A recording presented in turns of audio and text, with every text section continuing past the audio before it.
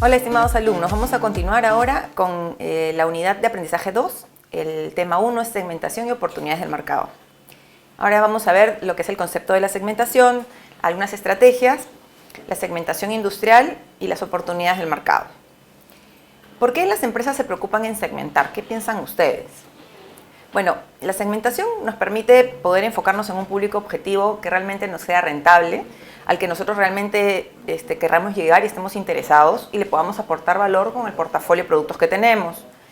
Asimismo, nos permite maximizar nuestros esfuerzos porque detectando a los clientes potenciales nosotros podemos enfocar tanto nuestras energías como nuestros recursos en visitar y llegar a esos clientes.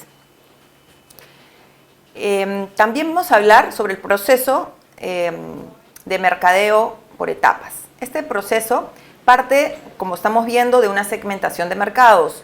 Pasa por un análisis situacional del macroeconómica, de la empresa, un análisis tanto interno como hacia el exterior de la organización. Después definimos nuestro propio posicionamiento en base a todas las variables que hemos visto que están a favor, adversas y sobre nuestras propias fortalezas. Después de todo esto, nosotros vamos a armar el marketing mix o la mezcla de mercadeo que involucra el producto, precio, plaza, promoción, y en el caso del marketing de servicios involucra algunas otras variables como los procesos, entre otros. Y finalmente vamos a ver la administración de actividades de marketing. ¿Qué es la segmentación? Bueno, la segmentación es dividir un mercado en segmentos, valga la redundancia, o grupos, de acuerdo a características comunes que nos permitan explotarlas a nuestro favor para servirlas también con eficiencia. Se trata, en este caso, de poder buscar una capacidad de reacción también desde nuestra empresa que preste servicios para poder nosotros determinar acciones efectivas de marketing que nos permitan llegar a estos públicos de una manera rentable. El objetivo de crear una estrategia de valor es generar una diferenciación y buscar la rentabilidad. La naturaleza de la segmentación nace de la necesidad de ordenarnos, de generar un camino, una estrategia más fácil de manejar, porque al estar enfocados en un mismo segmento o en 2 o 3 segmentos que nosotros determinemos, potenciales, podemos contribuir mejor a satisfacer las necesidades porque estamos enfocando todos nuestros esfuerzos en ello y también a administrar mejor nuestros recursos. Vamos a hablar sobre las estrategias de segmentación. Existen el marketing indiferenciado. El marketing indiferenciado no distingue de segmentos, es decir, maneja una misma estrategia para todo el target al cual nos dirigimos o al mercado objetivo. Aquí se está hablando de un mercado masivo. El nivel de segmentación es bastante bajo porque podemos estar hablando de un solo segmento grande al cual queremos dirigirnos. Las economías son de escala, hay controles de inventarios fuertes, hay una distribución bien intensiva porque tratamos de llegar a varios puntos de un mismo segmento y hay una comercialización bien general. Entonces hablamos que hay una sola mezcla de marketing dirigida a un mercado. Este mercado lo consideramos como nuestro mercado total. ¿Qué productos aplican a este tipo de estrategia? Por ejemplo, la distribución del gas. También estamos hablando de repente los cables que sirven para poder conectar PCs o cables HDMI, que van a un mercado masivo, ya sea de usuarios, de casa o de oficina. También el tema relacionado con el consumo masivo de perecibles, como por ejemplo los huevos. Todos compran huevos indistintamente si lo compras en una bodega, en un supermercado o en un mercado de abarrotes. Es una distribución masiva porque va a un público que en general todos los hogares y todo tipo de personas consumen ese producto. ¿Qué tipo de estrategias existen adicionalmente al segmento anterior? Está el marketing de multisegmento.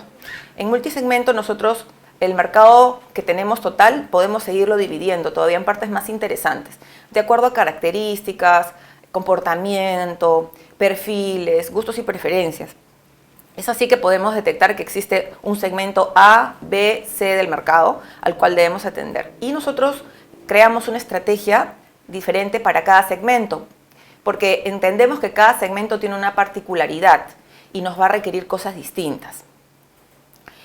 ¿Qué productos aplican para esta estrategia? Bueno, tenemos productos como por ejemplo PCs, tenemos de repente productos como textiles o productos como vemos aquí las impresoras, ¿no? De diferentes marcas.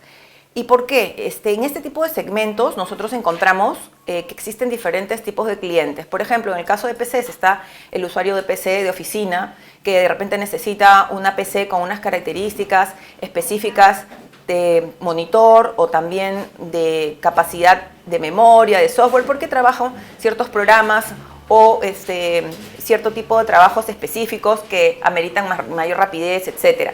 En cambio, un cliente que es un usuario de hogar va a ser muy distinto porque sus necesidades quizás van a estar orientadas a de repente trabajar cosas en Microsoft Office muy básicas, quizás algunos temas de impresiones de fotos, etcétera. Pero por lo general este tipo de usuarios manejan requerimientos más simples. Entonces, la estrategia de una empresa que vende PCs, caso, por ejemplo, estamos hablando de IBM, HP, ¿no? Manejan estrategias distintas para esos tipos de público.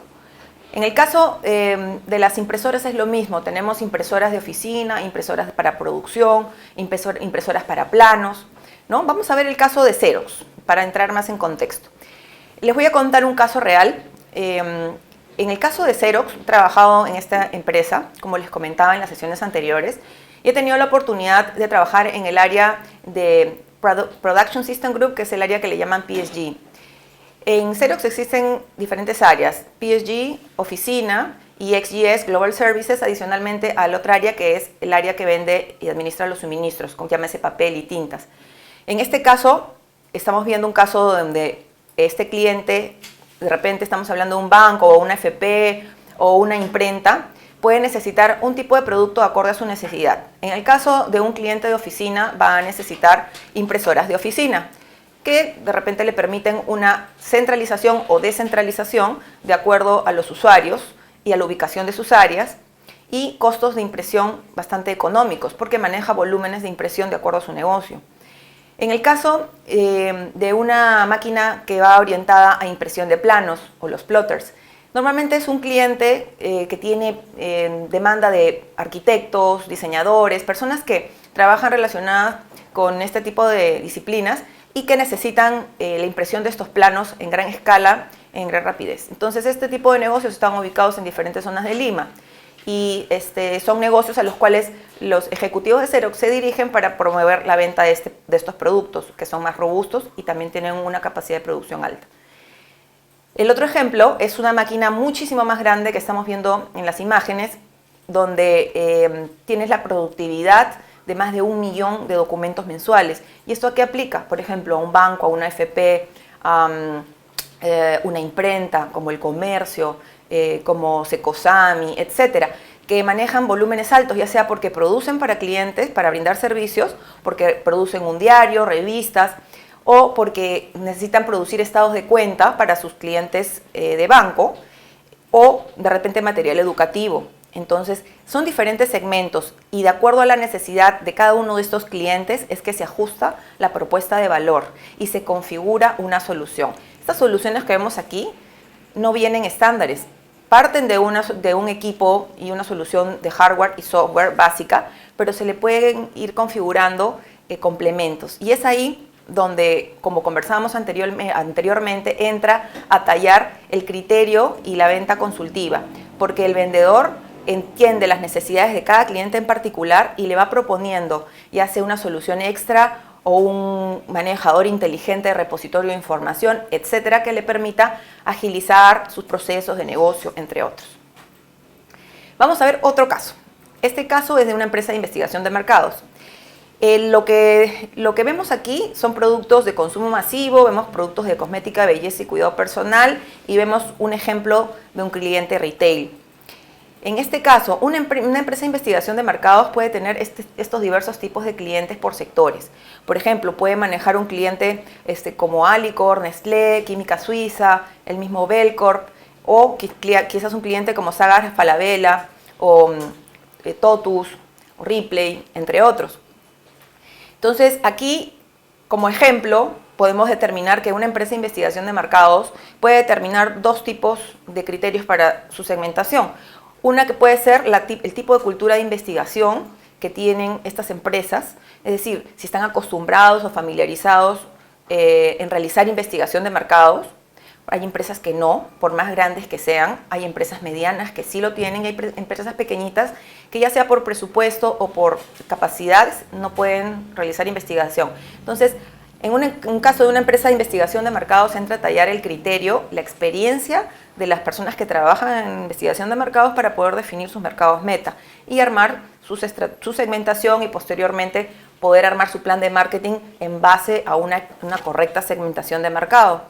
Otro criterio que se puede emplear es el tipo de inversión, ¿no? Como les decía, estamos hablando si es una empresa pequeña, quizás sus niveles de inversión no sean muy altos, entonces valdrá la pena designar esfuerzos en barrer este mercado de repente de pymes.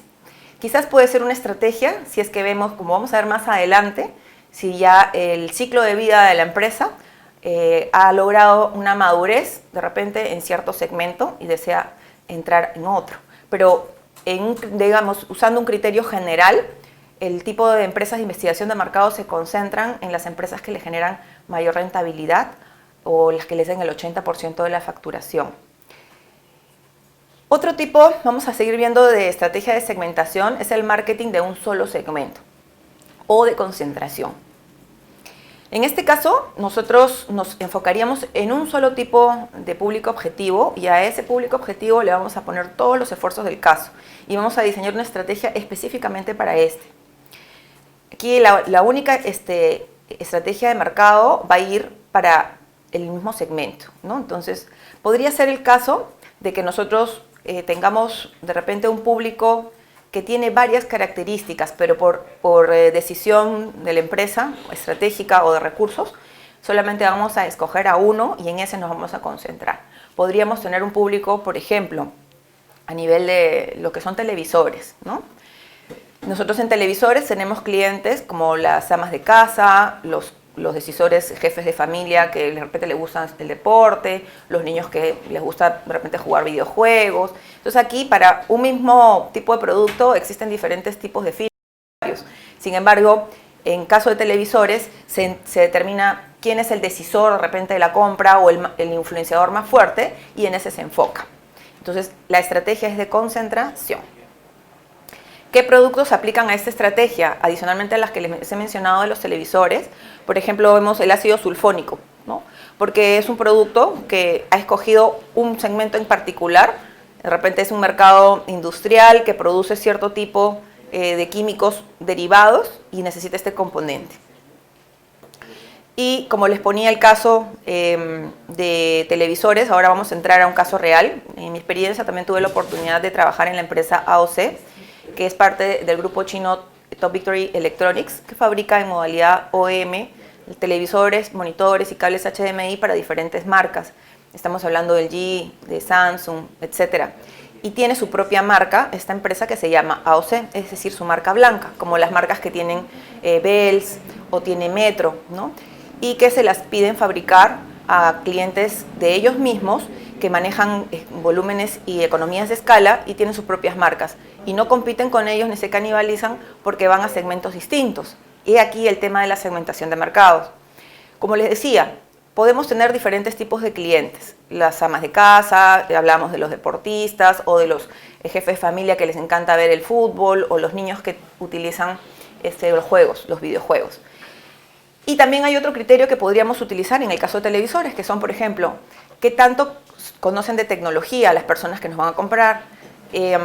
Entonces, ese otro criterio nos permite segmentar porque podemos determinar, importar un específico modelo de televisores para ese público objetivo conocedores de la tecnología y que les gusta el tema slim, es decir, el tema de tener monitores delgados, ya sea para sus escritorios o televisores delgados para colgar en las paredes o utilizarlos para poder de repente interactuar. Por ejemplo, existen ahora las all-in-one, que son las computadoras que te permiten hacer en una misma pantalla varios tipos de cosas, inclusive tienen funciones touch.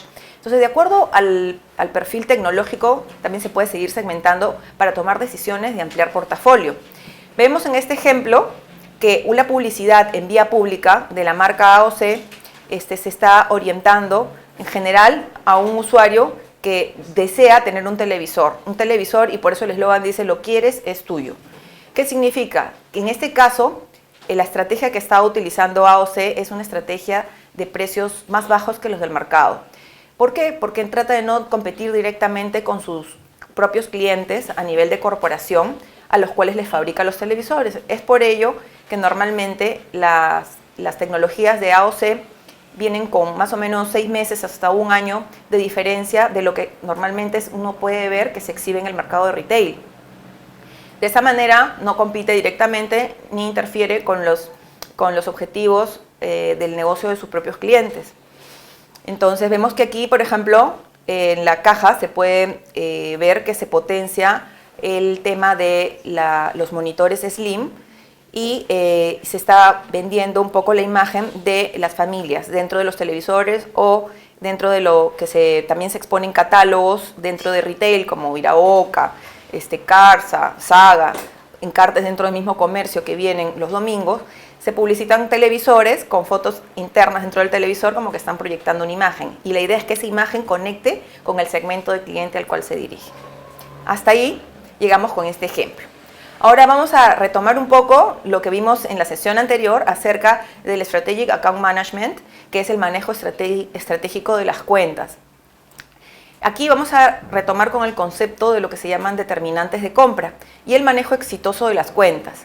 ¿Por qué? Porque veamos que todo empieza por la segmentación. Recordemos que hablamos de la parte de la oportunidad, que es la parte inferior de este mapa mental, que está marcado en este momento en rojo, donde podemos ver que se analiza la situación, se analiza el proceso interno del cliente y el negocio del cliente como tal para saber su competencia, a qué factores está exponiendo en el mercado, y a partir de eso, conociéndole profundamente, se puede determinar un perfil. Muchas empresas apuestan por realizar investigación de mercados para descubrir nuevas oportunidades de negocio y se llama una investigación del tipo exploratoria. Aquí se tratan de definir dentro de un mercado general al que nosotros tenemos la intuición que podemos venderle algo o que lo va a valorar. Tratamos de identificar diferentes perfiles para afinar nuestra propuesta de valor, y cuando creemos una comunicación, una publicidad o algún tipo de herramienta comercial, esta herramienta sea sumamente precisa y conecte con ese detonante, ya sea emocional o racional, que tenga la persona, el decisor de compra en una empresa, para conectarse con esta necesidad o esta oferta que está proponiendo la empresa proveedora. En la segmentación industrial vamos a revisar 5 criterios que se manejan. El primero es el criterio demográfico, que involucra el sector, la dimensión del cliente y el emplazamiento que necesita el proveedor realizar para llegar a este cliente. Entonces, el primer criterio es demográfico. El siguiente criterio es de explotación. Aquí nosotros podemos ver que evaluamos la tecnología del cliente y la capacidad del cliente. Esto ya lo hemos hablado anteriormente, simplemente lo estamos viendo ya y en un esquema que nos permite ordenarnos, porque lo que hemos venido conversando acerca de cómo se debe analizar las cuentas y llegar a los clientes son estos mismos 5 criterios, pero que ahora los estamos estructurando. Entonces, hemos hablado del demográfico, ahora del de explotación. Pasamos ahora a los métodos de compra. Repasando, hemos visto que es necesario entender cuáles son las funciones de las personas que realizan los roles de compras, las relaciones entre comprador-vendedor y también los factores de situación, es decir, qué tan urgente es esta compra y cuál es la dimensión del pedido, o sea, qué tanto volumen va a tener, qué implica, tanto por parte del cliente como por parte de nosotros si somos el proveedor.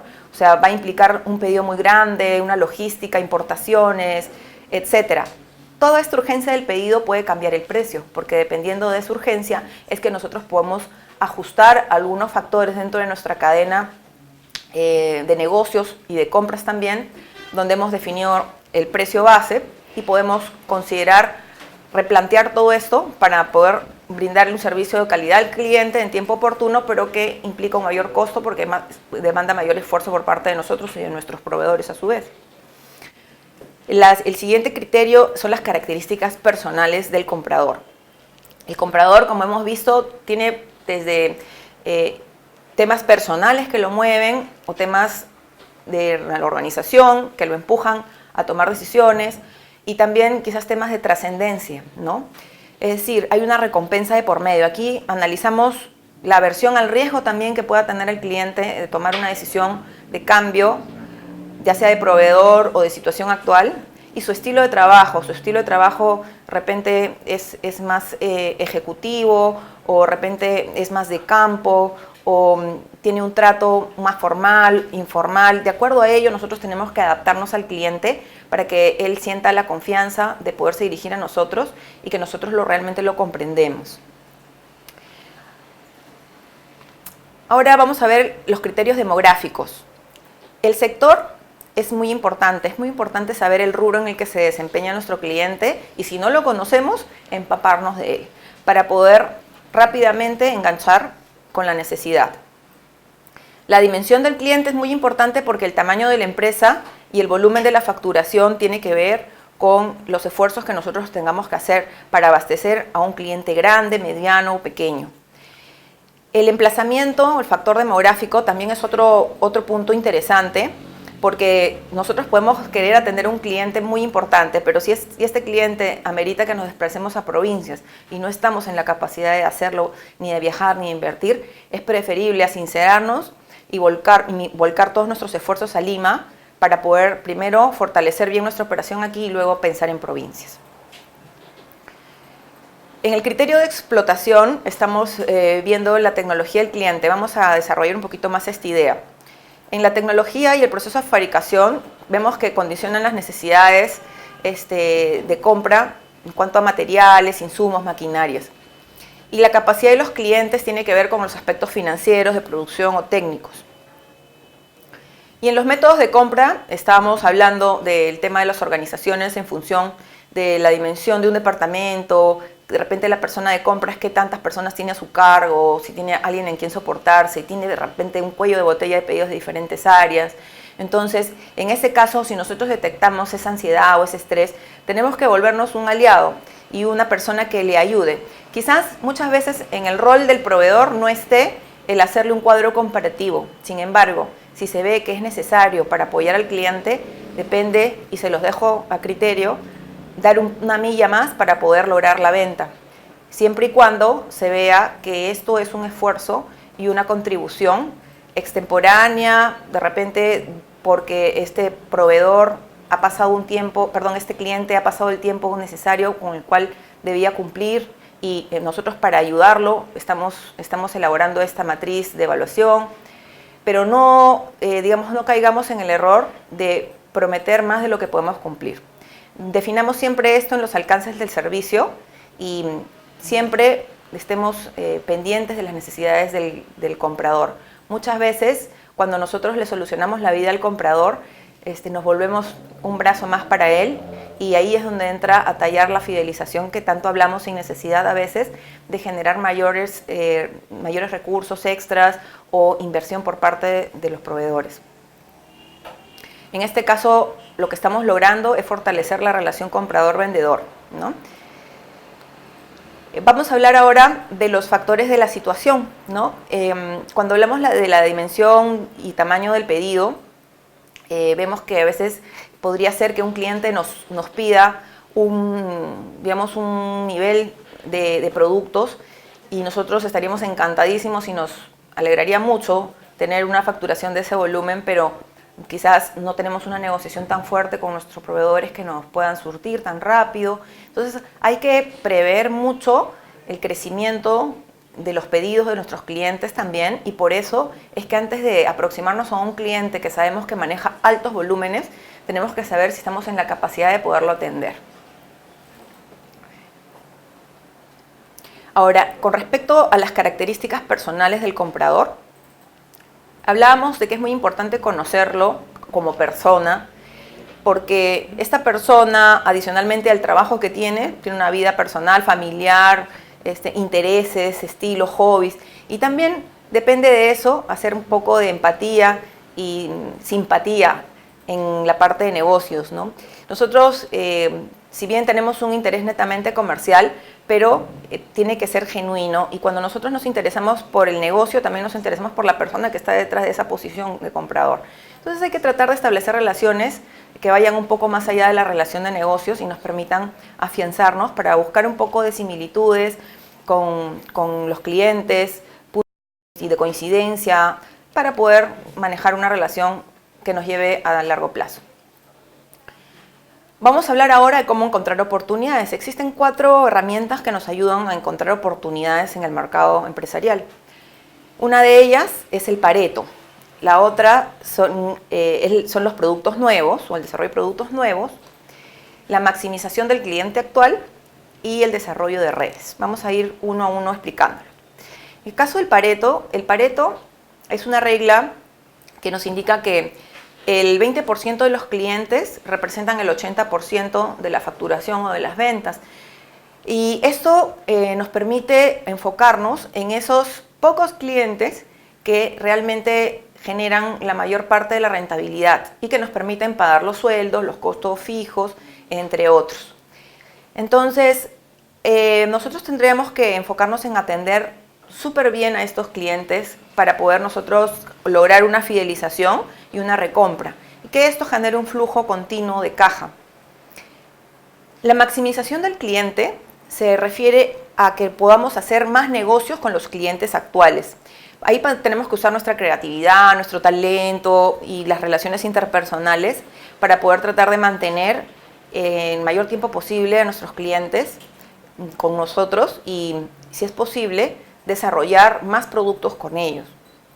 Eso nos permite una recompra más fácil también, ¿no? Porque el cliente al estar acostumbrado a tratar con nosotros y va a poder comprar de una manera más fácil porque conoce todo el proceso, la toma de decisiones se hace más ligera y también las aprobaciones de montos porque confía en que nosotros le podemos hacer descuentos a los cuales ya está acostumbrado o quizás podemos ofrecerle un valor agregado de subir un precio a cambio de un valor de optimización de tiempos o de esfuerzos a nivel interno de su organización que realmente esté sustentado en un retorno de la inversión. El otro tema son los productos nuevos, ¿no? La otra herramienta de productos nuevos nos permite que a través del conocimiento que tenemos de digamos, los estándares de servicio, dedicación, calidad y capacidad técnica, podamos nosotros ofrecerle dentro de nuestro portafolio alguna variante que pueda encajar mejor con el crecimiento de las empresas y aprovechar esta confianza mutua para poder lograr desarrollar en conjunto también nuevas posibilidades de negocio. Los clientes empresariales, como hemos venido diciendo, tienden también a poder desarrollar nuevos tipos de negocios o productos o servicios conjuntamente, porque así como sus mercados van cambiando, sus necesidades, ellos van evolucionando, también le piden lo mismo a sus proveedores. Entonces, el tema de los productos nuevos es algo que puede surgir tanto de los proveedores como de los clientes. La tercera herramienta es la recompensa en las redes. La recompensa en las redes no es más que poder desarrollar esta fidelización y el word of mouth o la publicidad boca a boca que le llamamos. Cualquier cliente satisfecho va a generar un rebote, porque en el momento que necesite referir a algún proveedor, a alguien de su sector, a algún par en una empresa similar, o que alguien le pregunte por referentes del mercado, va a hablar bien del servicio de un proveedor con el cual está satisfecho. Esto permite retener cuentas y penetrar en mercados existentes. Vamos a ver el caso de las soluciones de tecnología para la impresión digital. Aquí vamos a ver 2 casos de éxito. Uno es para el Banco Financiero y otro es para Alas Peruanas, donde la compañía Xerox ofreció 2 soluciones diversas para sus realidades, tanto del mercado educativo como del mercado de banca, y los logros que se obtuvieron fueron los siguientes.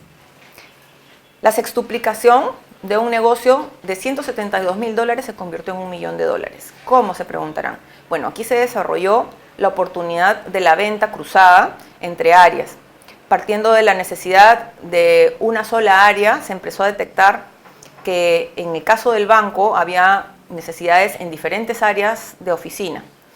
Y no solamente nos limitamos a ofrecer una solución del tipo de tecnología para la producción de documentos que involucraba estados de cuenta para las áreas de tarjetas de crédito, créditos personales sino también para el área de marketing, porque se colocó una solución que también les permitía evitar la tercerización de ciertos materiales que marketing necesitaba generar y recursos humanos también para las capacitaciones internas o para publicidad de último momento donde se necesitaban hacer ajustes o cambios. Entonces, en este caso nosotros vamos viendo que el comportamiento del cliente es muy importante conocerlo en el momento que uno va haciendo las reuniones preliminares para entender las necesidades particulares de cada área.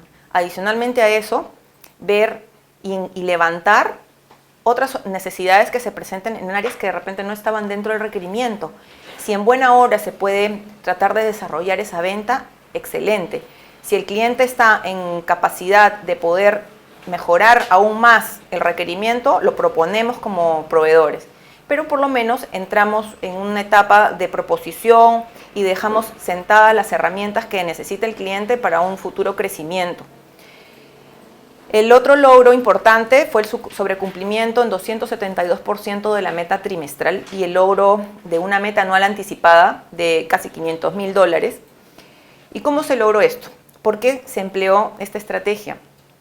Al momento de lograr la primera reunión con el cliente de banco y con el cliente de educación, se estableció una suerte de ser un asesor en venta consultiva, sin compromiso alguno por parte del cliente. Entonces el cliente, en forma relajada y en forma confiada, empezó a brindar información, empezó a abrirse indicando sus problemas, sus aspiraciones, y eso nos permitió diseñar una estrategia de presentación de soluciones que fue tan competitiva que se cerró tanto la oportunidad del sector educativo como la oportunidad del mercado bancario en el mismo mes. Y esto fue al 6º mes de haber iniciado las negociaciones con estas empresas, lo cual fue anticipado porque normalmente la maduración de un negocio de este tipo es hasta un año. Entonces aquí podemos ver que parte de las tácticas, digamos, que se siguieron para poder lograr este ¿no? este logro, fue el análisis de las cuentas, analizando desde las memorias anuales, contactos que teníamos dentro de las organizaciones, realizar un sondeo previo de los contactos iniciales para que nos cuenten cómo veían ellos a la organización y dónde creían que habían otras oportunidades para que nos vayan dirigiendo en ese camino de poder solicitar entrevistas, ir contactando a las personas clave de ciertas posiciones y ciertas áreas que nos abrieran más la puerta hasta llegar a la persona que realmente fuera la decisora y nos permitiera entrar con una propuesta. Entonces, la apertura de relaciones fue clave. Los referidos también, porque definitivamente clientes satisfechos pueden dar fe de nuestros servicios. Asimismo, este interés genuino que les menciono se transmite muchísimo cuando uno está frente al cliente. Entonces, en ambos clientes, ellos percibieron esta voluntad de quererlos ayudar y dar todo de nosotros para poder brindarles no solamente el conocimiento que teníamos para llevarlos a otro nivel de profesionalización, sino para que ellos también lograran sus objetivos, porque habíamos tenido experiencias en otras industrias y en otros mercados, incluso internacionales. Y búsquedas de mejores financiamientos, porque ambas empresas obviamente tenían que sustentar todo esto, sus comités financieros y gerencias generales. Y estas áreas, como ustedes comprenderán, requieren por parte de las empresas y por parte de las áreas de compras que se sustente muy bien el retorno de la inversión que se va a realizar. Entonces, para cada caso se hizo un análisis del ROI, de la situación actual versus la situación propuesta, donde detalladamente se planteó cada uno de los recursos que se estaban tratando de introducir, su costo y el retorno, ya sea en tiempos o en dinero, por optimización de suministros y consumibles que esto les iba a generar. Y finalmente, la gestión operativa también es clave, porque una empresa que realiza marketing B2B no solamente puede quedarse en mantener relaciones y en vender y finalmente en presentar alternativas de recompra, sino tiene que encargarse de que la parte operativa realmente funcione como como lo está ofreciendo, porque si esto no camina, finalmente la percepción y la confianza generada se viene abajo, ¿no? Y eso no va a permitir que las relaciones duren, porque los clientes están siempre expuestos a mejores propuestas, a otros proveedores, que constantemente quieren ganar su confianza. Entonces, los ejecutivos que realizan esta venta consultiva o empresarial tienen que estar al pie de sus clientes hasta el fin del proceso.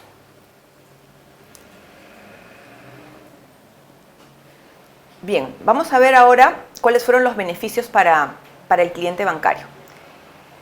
Del lado de la mirada del cliente, vemos que el beneficio más tangible fue optimizar su inversión, la eficiencia en su operación, porque pudo agilizar tiempos, tanto de su operación de áreas del día a día, desde SWIFT, tarjetas de crédito, créditos, plataformas, etc. Y también mejorar la satisfacción del personal con los recursos, porque el personal necesitaba recursos más ágiles, tenían muchos problemas, su trabajo no era muy fluido y, digamos, eso incluso hasta mejoró el clima. Tratar con un solo proveedor también es otro beneficio porque simplifica el proceso del servicio. Este cliente trataba con diversas personas dentro del proveedor anterior que tenía, que era un representante de marcas, y no le brindaba un servicio centralizado. En este caso, la empresa proveedora, que era Xerox, le ofreció ser una cuenta XYS o Global Services. ¿Qué significa? Es una de las 40 cuentas globales que se manejan por facturación, y esto le da la potestad de tener un equipo asignado dentro de la organización que le realiza un outsourcing de servicios, le mantiene al tanto de cómo va su producción, optimiza sus recursos, se prevé mantenimientos, etcétera, lo cual le da muchísimas ventajas versus la situación anterior que tenía. También la innovación, porque como les mencionaba, al abastecer con una solución para marketing y recursos humanos que antes no se tenía en cuenta, se podía manejar un tipo de estados de cuenta diferentes. Por ejemplo, los estados de cuenta transaccionales que aplican el CRM, que es el Customer Relationship Management, o la explotación de la minería de base de datos que tiene el banco para poder realizar promociones o entender qué consumos se han realizado y ofrecerle de repente a un cliente de tarjeta Visa Platinum cierto tipo de productos, ya sea del mismo banco, fidelizarlos a través de sus planes de beneficios, puntos, canjes de productos conexos, etc. Ahora vamos a ver los beneficios de cara a la universidad, a las peruanas, que fue el otro cliente de este caso. Vemos que lograron una eficiencia en su operación porque ellos, a nivel de ROI y de tiempos, lograron que el área de educación a distancia, que era el área, digamos, más golpeada con la tecnología anterior que tenían, pudiera realmente satisfacer la demanda de los clientes que ellos tenían a nivel de Lima y provincias, y que eran clientes de la escuela de posgrado, los cuales recibían en ese momento material bastante básico de impresión a nivel de duplicadoras, que no es muy nítido, es lento, y para ellos generaba todo un tema de trabajos y reprocesos. Entonces, además de mejorar la calidad, ellos pudieron mejorar su imagen ante sus clientes. Entonces, aquí vemos dos ejemplos muy claros donde el caso del marketing B2B y los criterios de segmentación nos permiten cerrar negocios de manera rentable y eficiente. Vamos a ver las conclusiones de esta sesión. Entonces, la segmentación nos permite dividir el mercado para poder implementar estrategias innovadoras y más enfocadas. Se debe buscar maximizar a los clientes para obtener de ellos mayores facturaciones y nosotros enfocar nuestras estrategias y herramientas de una manera mucho más acertada para poder nosotros también dar lo mejor de nosotros a estos clientes que ya tenemos cautivos y no perderlos. Dependiendo del caso, vamos a analizar cuáles son los criterios que se pueden adecuar mejor para hacer una segmentación. No todos se usan a la vez. No siempre el utilizar todos los criterios nos van a servir, porque más puede de repente desenfocarnos que enfocarnos. Y por eso es que tenemos que analizar mucho el tipo de cliente y producto y determinar cuál es el tipo de criterio más acertado para la segmentación. Bien, muchas gracias. Eso es todo por hoy. Nos vemos en la próxima sesión.